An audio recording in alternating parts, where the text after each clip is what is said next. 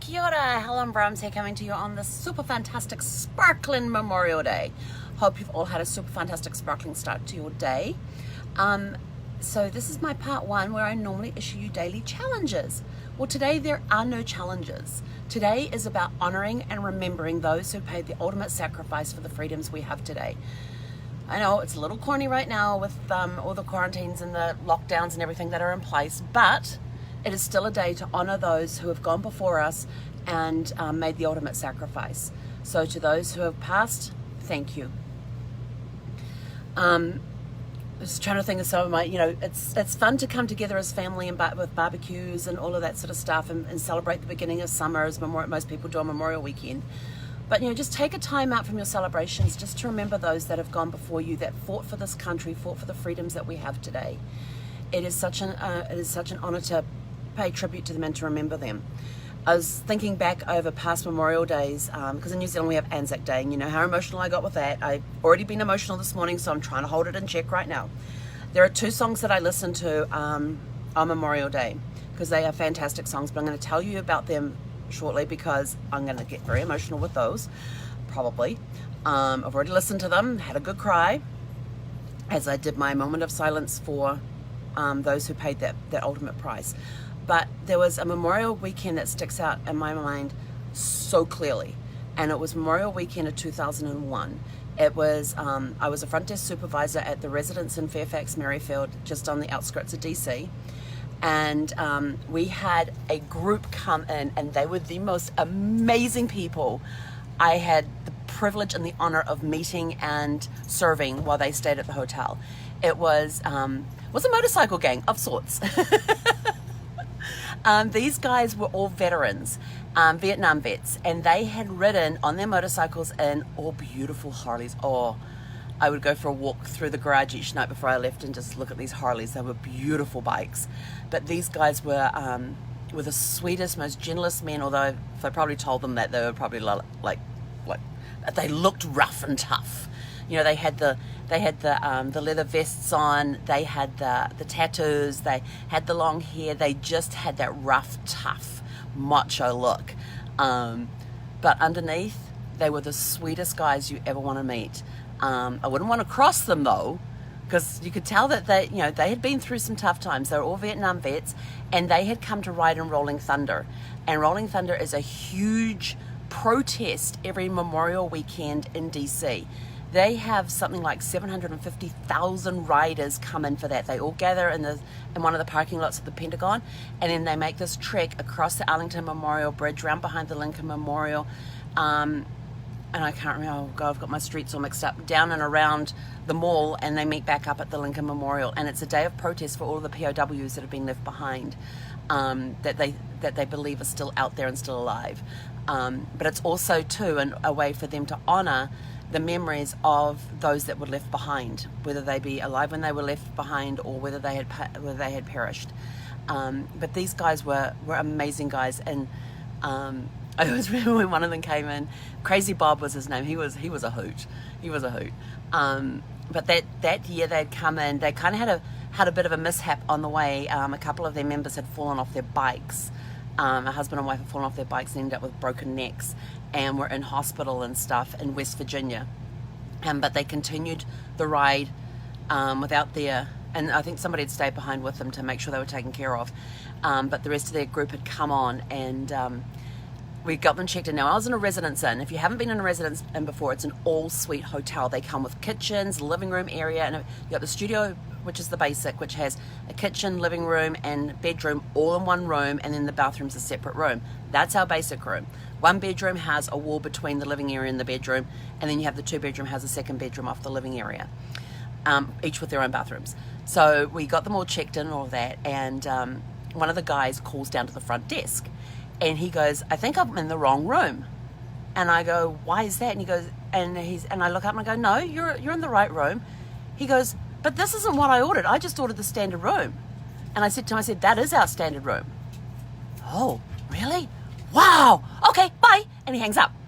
Just like that. I just cracked up laughing. But this group was the sweetest group. At the same time, and this was a big wake-up call for me. At the same time, We also had a couple of soccer teams playing, staying in house because there were soccer tournaments on. Now, the coach had been really strict with his kids, and these kids were, I think they were kind of like younger teens. I think they were in there for the under 15s or the under 16s, something like that. And these kids were well behaved because they had been, the coach had laid down the law with them. And they were traveling with their families. They'd come in for this tournament that was there in the area over the weekend and everything else, over Memorial Weekend. And and outside in our courtyard area, we had 2 grills and 4 tables, picnic tables with umbrellas and stuff. And one of the mothers had come down and inquired about them. I said, absolutely. I said, just use one of the grills and leave the other one open for if anybody else wants to come in. And I said, take 2 of the tables. And she's like, and I said, it's first come, first serve. And she's like, oh, okay, that'll be fine. Perfect. And so she goes off to do that. And this was the Sunday, because I think they were leaving the next day. Yeah, that was a Sunday night. So their tournament had finished and they were leaving the next day. Then later on, Crazy Bob comes down and inquires about the grills. And I said, yep. I said, the soccer families are going to take one of the grills and 2 of the tables so you can have the other grill on the other table. And he's like, great. He says, we'll leave the ones closest to the pool for them because they're young kids. They probably want to go swimming and all that, and we'll take the other 2. And I said, okay. I said, that's fine. I said, that works. And of course, so the guys go out there and get all set up and everything else and have their grill, and the motorcycle guys have got the grill going and all that, the vets, and they had a great ride that day. They said it was awesome. They had a magical ride. They were just celebrating, and then they were going to be leaving the next morning.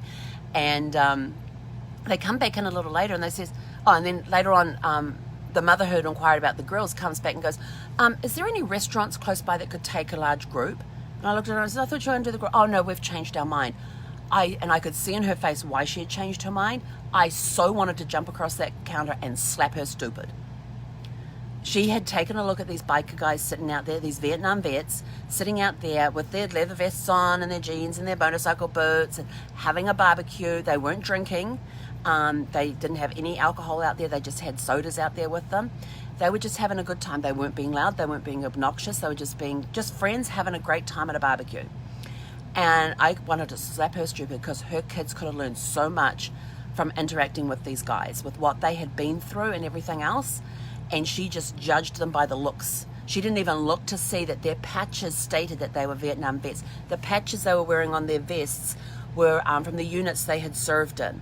She didn't even look to see that they were former military. Didn't even cross her mind to do that. All she saw were these tough and rough looking guys in leather vests with their motorcycle boots on, and they did not want, and these uppity women did not want their kids hanging around these bikers. I was so pissed. But of course, I mentioned to her a couple of restaurants. I said, but you'll have to call ahead to see if they have the space to take you. I said, and pointed to the things. Oh, I was so pissed. And Robert was one of my front desk workers who was on with me at the time. And we were working long hours because we were short-staffed in the front desk. So we were doing, the 2 of us would be on from 7 a.m. to 7 p.m. And then we had the night auditors coming in from 7 p.m. to 7 a.m. in pairs for the whole weekend. We had to get a little creative. And Robert, who is this quiet, gentle, no-nonsense guy, doesn't get worked up about much, very calm and all of that, he turns to me and he goes, are you effing kidding me? This is after the mother had walked away. And I went, that really just happened, didn't it? And he went, uh-huh. I said, I didn't realize there were people like that around still anymore. That they had judged these people by the look, didn't take the time to get to know them, didn't even look close enough to see that these guys were vets, that they had served this country, and this Memorial Weekend was about their team, their unit members, their team members, people of their military family who had paid the ultimate sacrifice. And he says, you handled that really well. I said, thank you. I said, I actually wanted to jump across there and slap it stupid. And I said, the stuff that their kids could have learned from these guys was just unbelievable. And about 20, 30 minutes later, Crazy Bob comes back and he looks up and he goes, I thought you said the soccer people were coming down for the grill. We made sure we left the one by the pool open for them. And I looked at him and I said, I'm sorry, but they decided to go out to a restaurant instead. And he could tell by the look on my face what had happened. And the look of hurt on his face, I will never forget that. that he, you know, they had had a tough time coming back from Vietnam, but then to be rejected like that, oh my God, my heart was aching for these guys to, you know, that they're still being rejected after all this time.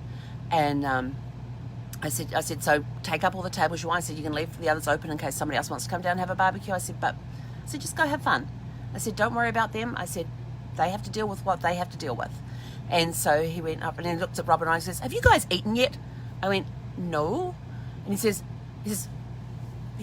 be right back. And then he disappears. Then he comes back and he goes, do you like burgers and onions and blah, blah? And he starts rattling off all this. And we went, yeah. And then he says, okay, be right back.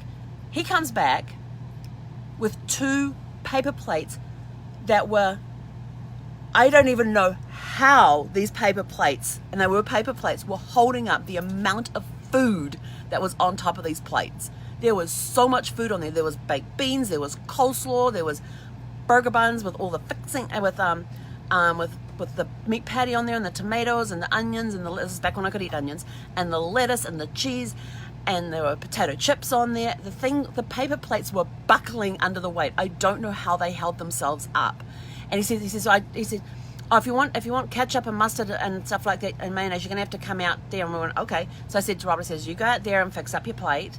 And he's just standing there with his food plate in his hand, and his eyes are so huge, and he's just like, what? And I said to him, I says, I know, it's crazy. I said, but just, you know, these are awesome guys. And he said, yeah, he says, there's some of the best guests we've had in this hotel. And so he went out there and he was gone for like about 15, 20 minutes.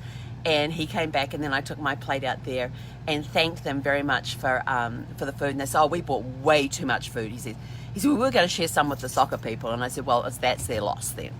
And so then we went back in and we enjoyed our food and everything else. And but I spent some time talking with them, and these guys were just such great guys. I mean, their experiences they had been through, you could see that some of the experiences that still haunted them to this day, all those years later.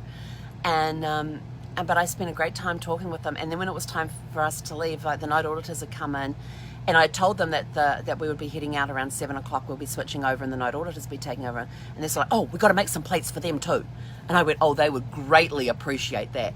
So they're like, what are they like? I said, these 2 guys will eat just about anything you put in front of them.